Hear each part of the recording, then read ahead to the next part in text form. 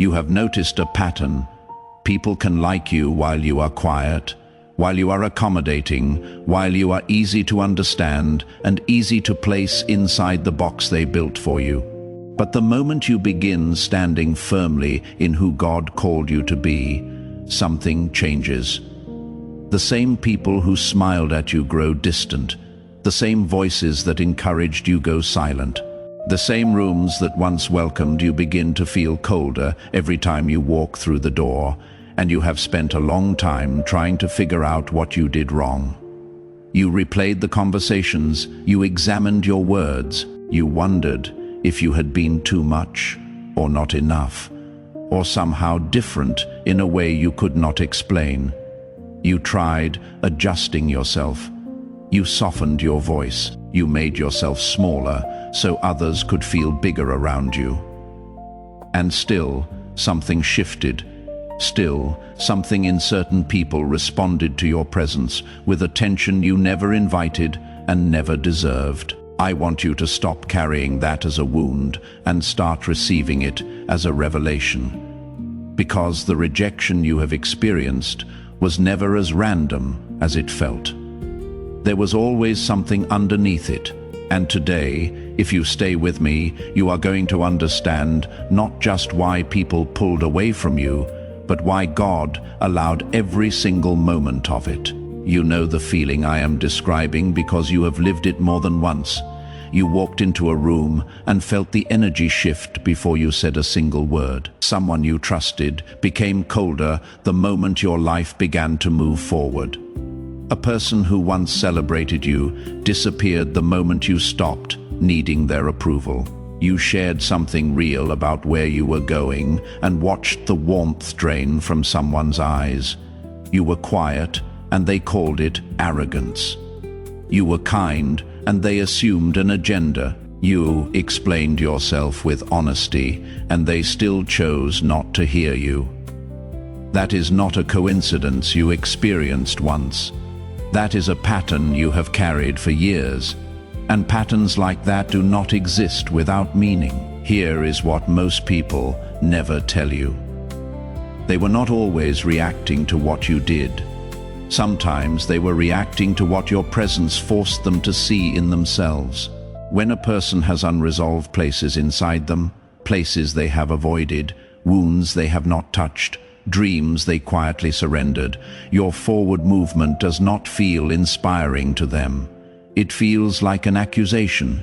Not because you said anything wrong, not because you tried to make them feel small, but because something in the way you carry yourself, something in the way you refuse to stay collapsed, reminds them of the version of themselves they stopped believing in. Your growth can make unresolved people uncomfortable because it holds up a mirror they were not ready to look into.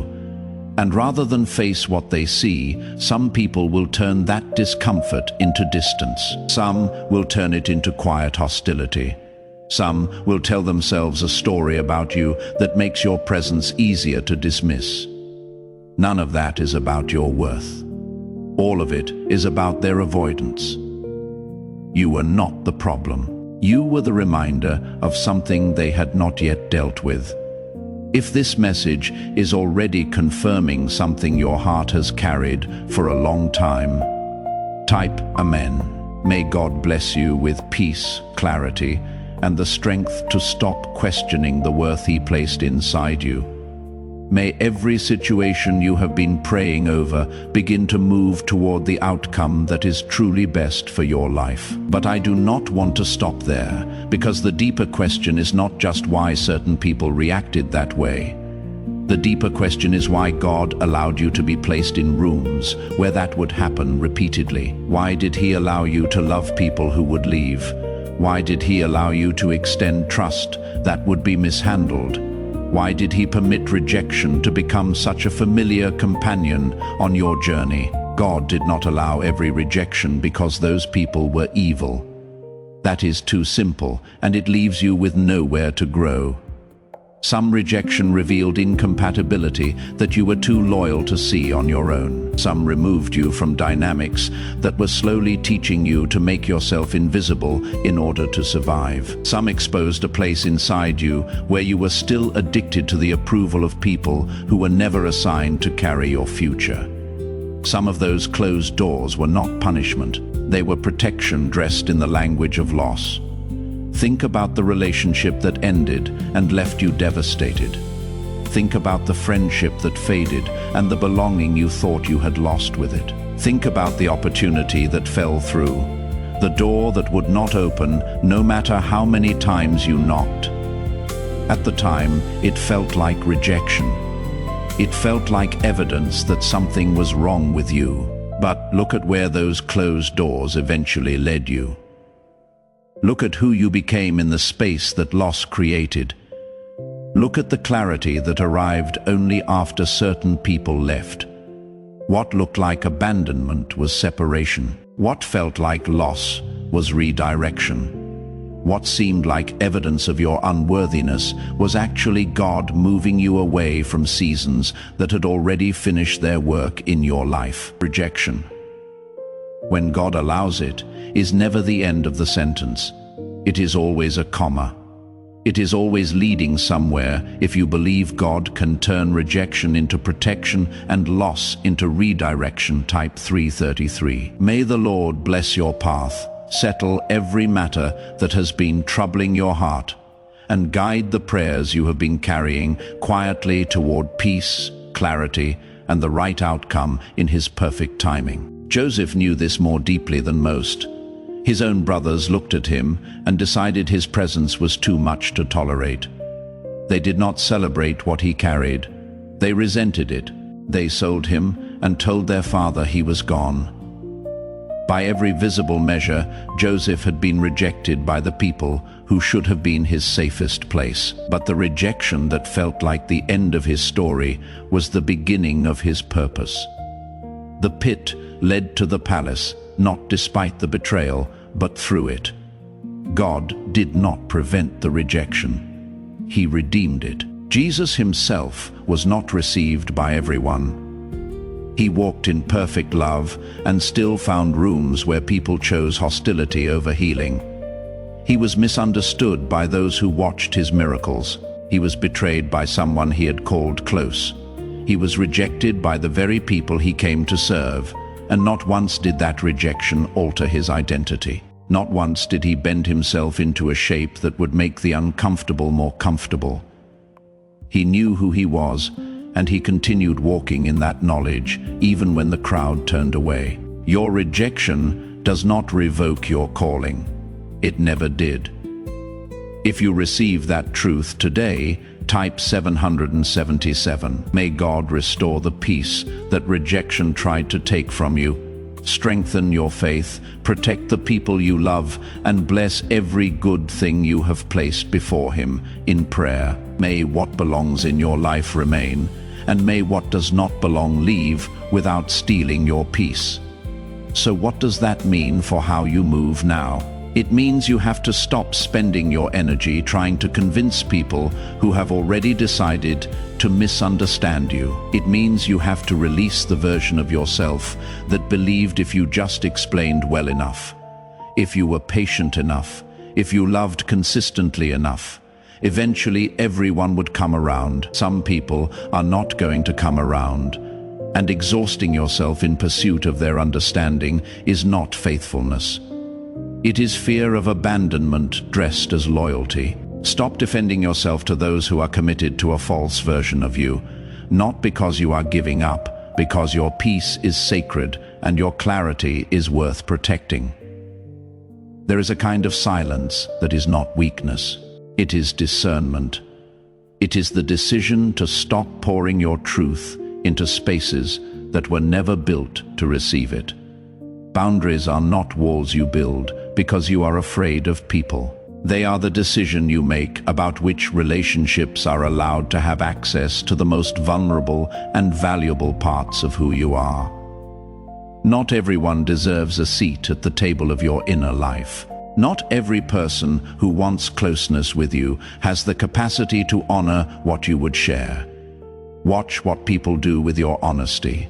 Watch what they do with your trust. Watch what they do with your progress. That will tell you more than anything they say about who they are and what kind of access they have earned. If you are choosing peace over proving yourself, type 111. May God bless you with wisdom in every relationship, protect your heart from confusion, and bring every unsettled situation into the order He knows is right for you. May your prayers be met with guidance, peace, and the courage to follow where He leads. But here is where the real lesson lives, and I want you to stay with me because this is the part that will shift something inside you if you let it. The deepest work was never understanding why they rejected you. The deepest work was learning why you needed their acceptance so badly. Because somewhere underneath every time you shrank yourself to be received, underneath every apology you offered for simply existing fully, underneath every moment you softened your truth, so someone else would not feel challenged by it. There was a belief that your worth was something they held in their hands. That belonging was something they had the power to grant or revoke. That if you could just be acceptable enough to enough people, something inside you would finally feel settled. That belief was the wound, and the separation that hurt you most was also the being misunderstood that revealed it. There was a version of you that changed shape depending on who was in the room. That version explained too much, stayed too long, and forgave too quickly, not out of genuine grace, but out of the fear that if you held a boundary, they would leave, and they sometimes did. But what left was not your future. What left was a mirror showing you how far you had drifted from yourself in order to keep people comfortable.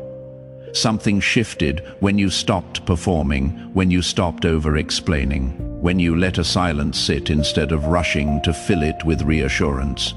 People who were only there for the version of you that needed them began to fall away, and the space they left, as painful as it was the first honest space you had breathed in for a long time. The person you are becoming does not measure their worth by who stayed and who left. The person you are becoming has learned that real love does not require you to disappear inside it. And that quiet confidence, that settled knowing of who you are without needing anyone to confirm it, that is not something closed doors took from you. That is something rejection was used by God to build inside you. If you are ready to enter your next season without carrying the weight of the last one, type 222. May God bless your steps, your home, your family, and every prayer closest to your heart. May the things you have been hoping for unfold according to His perfect will, and may what has felt uncertain begin to settle into peace, clarity, and the right direction. So, I want to pray with you now. Father, I thank you for every person reading or listening to this right now. I thank you that you have brought them to a place of understanding, a place where the pain of being pushed away is beginning to make sense in the context of purpose. Heal every wound that was opened by someone who should have been safe and was not. Heal the places where rejection taught them to be suspicious of love, to be afraid of being known, to keep themselves small so they would not face the loss of being left again. Give them discernment for the relationships ahead. Let them recognize quickly the difference between people who celebrate them and people who only tolerate them when they are unthreatening. Let them stop pouring themselves into spaces that were never built to receive them. Let them have the courage to hold boundaries, not from fear, but from the understanding of what is sacred in them. Free them from the addiction to approval. Free them from the exhausting work of making themselves acceptable to those who have already decided to misunderstand. Teach them the peace of moving forward without needing everyone to understand why. Surround them with relationships that can carry the truth of who they are. Not relationships that require performance, but relationships built on the kind of safety that does not demand they abandon themselves to be received. And give them courage. The courage to walk forward into what you have prepared, even when no one from their past is walking beside them. Even when the new path looks unfamiliar. Even when the clarity has not fully arrived yet. Let them trust that what belongs with them will find them. Let them trust that the right people, the right rooms, the right seasons are ahead. Let them trust that the rejection behind them was never the final word. In your name, Amen. There is something I want you to carry with you after today. Not as a lesson you memorize, but as a truth you have already begun to live. The people who rejected you did not determine your worth. They revealed a direction. Every closed door redirected your steps towards something your faith alone could not yet see. Every person who withdrew their warmth showed you where you had been performing instead of belonging. Every season that ended without the closure you deserved still ended, and the life waiting on the other side of it did not require their permission to begin. You spent years believing that if the right people would just see you clearly, something inside you would finally feel complete. But the journey you have walked since then has shown you something they could never have given you. You have learned to stand in rooms where no one applauds. You have learned to make decisions without waiting for someone else to confirm they are right. You have learned that your value was never housed in another person's opinion of you, and that the moment you stopped needing them to hold it, it became truly yours. That is not a small thing. That is the transformation that rejection, in the hands of God, was always working toward. So walk forward from this place without looking back for permission. The seasons that closed were not failures, they were completions. The people who left were not proof of your unworthiness. They were evidence that God was serious about where He was taking you and unwilling to let you carry into your future what belonged only in your past. What is yours will not require you to abandon who you have become in order to receive it. Where you are meant to be, you will not have to shrink to survive. Who you are meant to walk with will not need you to be less so they can feel like more. That is the life on the other side of everything you have endured, and you are already closer to it than you know.